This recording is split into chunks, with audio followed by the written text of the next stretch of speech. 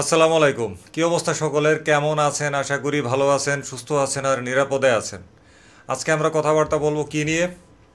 ভারতে সুজুকির রিকল, বাংলাদেশ কি বিপদমুক্ত? ভারতে সুজুকির রিকল নিয়ে গত কয়েকদিন আগে একটা ভিডিও পোস্ট করেছিলাম। সেই ভিডিওটার আলোকে বলতে পারেন ফলো আপ হিসেবেই আজকের এই ভিডিওটা পোস্ট করতে যাচ্ছি। যেহেতু বাংলাদেশের বাজারেও সুজুকি জিক্সার 250 সিরিজ রয়েছে এবং মোটামুটিভাবে তাদের অস্তিত্ব রয়েছে, সেই হিসাবে আজকের এই ভিডিওটা মনে করি গুরুত্বপূর্ণ। এমনও তো হইতে পারে যেই ইউনিটের জিক্সার 250 সিরিজে ত্রুটি ধরা পড়ছে ভারতে, যেগুলোকে রিকল করছে, সেই লটের মোটরসাইকেল বাংলাদেশে আসতেও পারে। হইতে পারে না এরকম? হ্যাঁ, হইতেই পারে। তাহলে এই পরিস্থিতি নিয়েই হচ্ছে আমাদের আজকের কথাবার্তা। তো ভারতে সুজুকি বাইকের বিশাল রিকলের খবর বাংলাদেশস্থ মোটরসাইকেল প্রেমীদের মধ্যে কিন্তু বেশ আলোড়ন সৃষ্টি করছে। লক্ষ লক্ষ জনপ্রিয় সুজুকির বাইক ও স্কুটার, যেমন Gixxer 250 series, Access 125, Burgman Street সহ আরও কিছু মডেল নিরাপত্তা সংক্রান্ত ত্রুটির কারণে কোম্পানি ফিরিয়ে নিতে বাধ্য হয়েছে। তো এই ধরনের খবর স্বভাবতই বাংলাদেশের বাইক প্রেমীদের মধ্যে বড় ধরনের উদ্বেগ সৃষ্টি করেছে, কারণ যে জিক্সার 250 এবং জিক্সার SF 250 মডেলের ব্রেক অ্যাসেম্বলিতে গুরুতর ত্রুটি ধরা পড়েছে, তা বাংলাদেশে 250 সিসি সেগমেন্টের অন্যতম জনপ্রিয় বাইক হিসেবে পরিচিত। তো আজকের এই গুরুত্বপূর্ণ ভিডিওতে আমরা বিশ্লেষণ করব নাম্বার 1, ভারতের এই রিকল ঘোষণার পর বাংলাদেশে সুজুকি জিক্সার 250 সিরিজ মালিকদের এখন কি করা উচিত। নাম্বার 2, ব্র্যান্ডের আস্থা ও বিক্রয় এর উপর কি প্রভাব পড়বে ভারতের সেই রিকলের ঘটনা। নাম্বার 3, সুজুকি বাংলাদেশ কর্তৃপক্ষের কাছ থেকে আমাদের প্রত্যাশা কি করা উচিত। তো ভিডিওটা অত্যন্ত গুরুত্বপূর্ণ, বিশেষ করে আপনি যদি সুজুকি জিক্সার 250 সিরিজের মালিক হন, তবে প্রতিটি অংশ মনোযোগ সহকারে দেখবেন।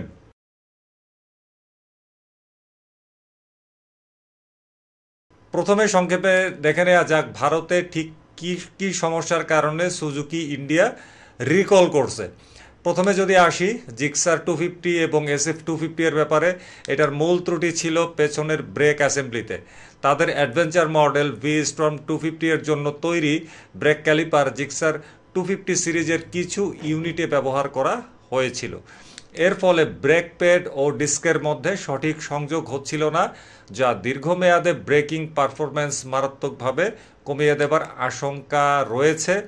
আর এই ধরনের একটা পাওয়ারফুল মোটরসাইকেলে এই ধরনের ত্রুটি অত্যন্ত বিপজ্জনক। বলা বাহুল্য, 7,500 ইউনিটের উপরে জিক্সার 250 সিরিজ ভারতে রিকল করা হয়েছে। এরপরের প্রসঙ্গে যদি আসি এক্সিস, অ্যাভেনিস এবং বার্গম্যান স্কুটারের প্রসঙ্গে, প্রায় 4 লক্ষ এই সমস্ত স্কুটারে ত্রুটিপূর্ণ হাই টেনশন কর্ড ব্যবহারের জন্য ইঞ্জিন হঠাৎ বন্ধ হয়ে যাওয়া বা স্টার্ট নিতে না পারার মতন সমস্যা দেখা দিচ্ছিল ভারতে। গুরুত্বপূর্ণ বিষয় হলো, এই ভুলগুলি উৎপাদন প্রক্রিয়া এবং গুণগত মান নিয়ন্ত্রণের দুর্বলতাকে সরাসরি নির্দেশ করে। এই বাইকগুলো সুজুকি মোটরসাইকেল ইন্ডিয়া থেকেই কিন্তু তা বাংলাদেশে আসে। এই উদ্বেগের জায়গাগুলোর মধ্যে এটা কিন্তু অন্যতম একটা, যে বাংলাদেশের সুজুকির যে মোটরসাইকেলগুলো আমরা পাই, এগুলো আসে কই থেকে? ইন্ডিয়া থেকে আসে। সুতরাং ত্রুটিপূর্ণ ইউনিট বাংলাদেশে যে আসে নাই, এই কথা কিন্তু আমরা জোর দিয়ে বলতে পারছি না।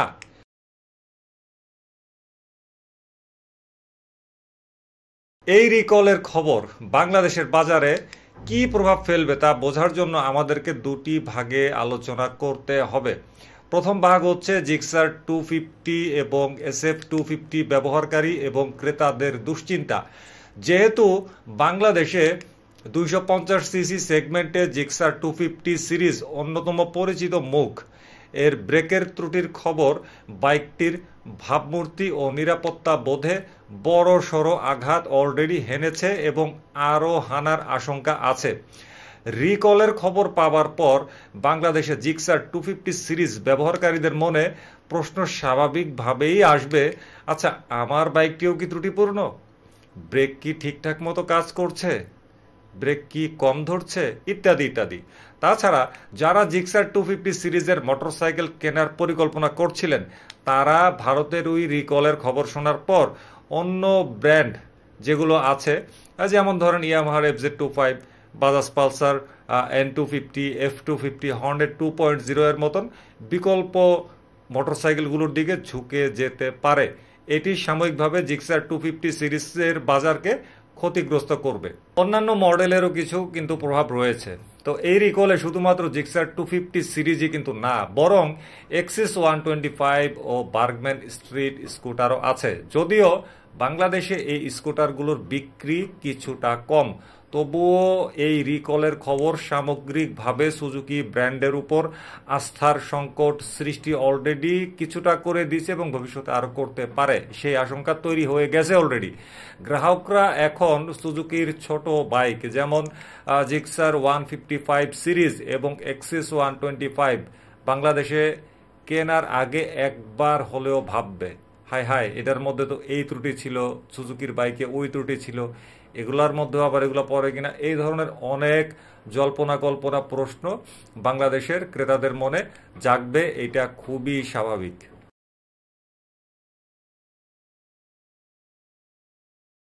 তো দেখেন, সুজুকি বাংলাদেশের উচিত অনতি বিলম্বে একটি স্বচ্ছ ও দায়িত্বশীল বিবৃতি প্রকাশ করা। এই বিবৃতির মূল দিকগুলা আসলে কেমন হওয়া উচিত সেটাই এখন বলছি। ধরেন জিক্সার 250 সিরিজ সহ রিকলের আওতায় আসা মডেলগুলো, এগুলা কি বাংলাদেশে বিক্রি হয়েছে? মানে ইন্ডিয়াতে যেগুলো রিকলের শিকার হয়েছে জিক্সার 250 সিরিজ, সেগুলার কোনো ইউনিট বাংলাদেশে আসছে কিনা? যদিও ইন্ডিয়ার জিক্সার 250 সিরিজ এবং বাংলাদেশের জিক্সার 250 সিরিজের মধ্যে বৈশিষ্ট্যগত দিক থেকে কিন্তু বেশ কিছুটা পার্থক্য আছে, তারপরেও যেহেতু এই জিক্সার 250 সিরিজের রিয়ার ব্রেক ক্যালিপারে ত্রুটি ধরা পড়ছে, V-Stop 250 ক্যালিপার জিক্সার 250 সিরিজের মধ্যে দিয়ে দিছে, তো এই ধরনের ঘটনা বাংলাদেশে যে ঘটবে না এইটা বলাটা আসলে খুবই খুবই মুশকিল। তো এই রিকলের আওতায় যেগুলো আসছে ভারতে, তো এই ইউনিটগুলা কি বাংলাদেশে আসছে কিনা? তো ভারতে যেইভাবে V-Storm-এর ক্যালিপার জিক্সার 250-তে ইনস্টল করা হয়েছিল, বাংলাদেশেও এই ধরনের ঘটনা ঘটছে কিনা এগুলা স্বচ্ছভাবে উত্তর দিতে হবে সুজুকি বাংলাদেশকে।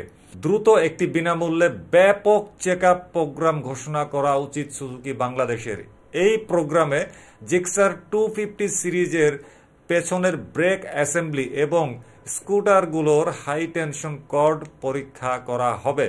যদি কোনো ত্রুটিযুক্ত পার্টস বাংলাদেশে বিক্রি হওয়া বাইকে পাওয়া যায়, তবে তা সম্পূর্ণ বিনামূল্যে এবং দ্রুততম সময়ে প্রতিস্থাপন করে দেওয়ার প্রতিশ্রুতি দিতে হবে সুজুকি বাংলাদেশ কর্তৃপক্ষকে।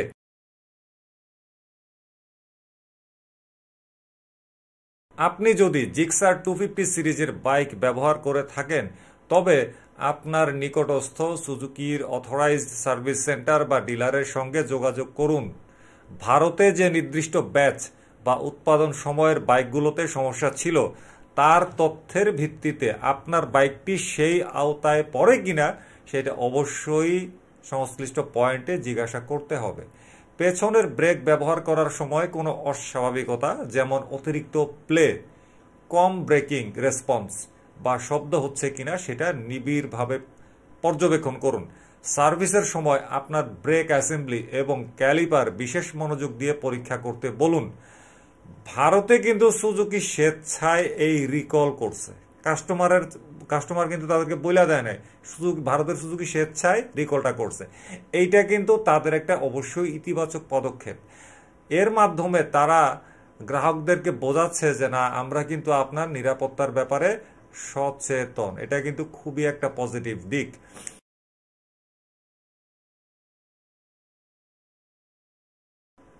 রিকলের ঘটনা সাময়িক হলেও এর দীর্ঘমেয়াদী প্রভাব সুদূর প্রসারী হতে পারে। যদি সুজুকি বাংলাদেশ দ্রুত এবং কার্যকরভাবে এই পরিস্থিতি সামাল দিতে পারে, বিনামূল্যে ও ঝামেলাহীন সার্ভিসিং নিশ্চিত করে, তবে এটি তাদের ব্র্যান্ড ইমেজকে শক্তিশালী করবে। গ্রাহকরা দেখবেন যে ভুল হলেও তো কোম্পানি তাদের পাশে আছে, বিরাট পজিটিভ দিক কিন্তু এটা। আর যদি সুজুকি বাংলাদেশের পক্ষ থেকে কোনো আনুষ্ঠানিক ঘোষণা না আসে বা তারা বিষয়টিকে এড়িয়ে যাওয়ার চেষ্টা করে, তবে এটি ব্র্যান্ডের প্রতি চরম আস্থাহীনতা সৃষ্টি করবে। এর ফলে ক্রেতারা সুজুকি থেকে মুখ ফিরিয়ে নিয়ে প্রতিদ্বন্দ্বী অন্য ব্র্যান্ডের দিকে ঝুঁকে যেতে পারে। তো দেখেন, ইন্ডিয়ার এই ঘটনাটি বাংলাদেশে বাইকের নিরাপত্তা মানদণ্ডের ক্ষেত্রে একটি নতুন মাইলফলক হয়ে উঠতে পারে। আমরা আশা করব সুজুকি বাংলাদেশ তাদের আন্তর্জাতিক মান বজায় রেখে এই রিকল সংক্রান্ত ত্রুটিগুলোকে সর্বোচ্চ গুরুত্ব সহকারে নেবে এবং গ্রাহকদের নিরাপত্তা নিশ্চিত করবে। সুজুকির ভারতের ওই রিকল একটা বার্তা কিন্তু দিচ্ছে যে জাপানি ইঞ্জিনিয়ারিংও কিন্তু ত্রুটিমুক্ত না। আমাদের অনেক বাংলাদেশি বাইকাররা আছে যারা জাপানি ব্র্যান্ড শুনলেই বা জাপানি ইঞ্জিনিয়ারিং শুনলেই একেবারে অন্ধের মতো বিশ্বাস করে, মনে করে যে এটা বুঝি একেবারে পুরা পরজগৎ থেকে আসছে, এর আসলে কোনো ভুল নাই। কিন্তু দেখেন, সুজুকির এত বড় ঘটনা, এটা কিন্তু জাপানি ইঞ্জিনিয়ারিং এরই একটা ত্রুটি ধরা পড়ছে। তো যাই হোক, জাপানি ইঞ্জিনিয়ারিংও যে ত্রুটিমুক্ত না, সুজুকির এই রিকল দ্বারা কিন্তু সেটা প্রমাণিত। বরং আসল পার্থক্য সেখানেই, যেখানে একটি সংস্থা ভুল স্বীকার করে দ্রুত এবং নিখরচায় তার সমাধান করে। খুবই ভালো দিক কিন্তু এটা। বাংলাদেশের সুজুকি ভক্তরা এখন অধীর আগ্রহে সুজুকি বাংলাদেশের আনুষ্ঠানিক বিবৃতির অপেক্ষা করছে। তো আপনি কি সুজুকি জিক্সার 250 সিরিজ বা অন্য কোনো সুজুকির বাইক ব্যবহার করেন? ভারতের এই রিকলের খবরে আপনার কি মনে হচ্ছে? আপনার অভিজ্ঞতা অবশ্যই কমেন্টে জানান। আর ভিডিওটা যদি ভালো লাগে লাইক করবেন, শেয়ার করে অন্য বাইক মালিকদের সতর্ক করার কাজে নিজেকে নিয়োজিত করবেন এবং অটোমোবাইল জগতের এমন বিশ্লেষণধর্মী আপডেটের জন্য আমাদের চ্যানেলটি সাবস্ক্রাইব করে বেল আইকনটি বাজিয়ে দিন। দেখা হবে পরের ভিডিওতে। ভালো থাকবেন সবাই। বিদায় নিলাম। আল্লাহ হাফেজ। আসসালামু আলাইকুম।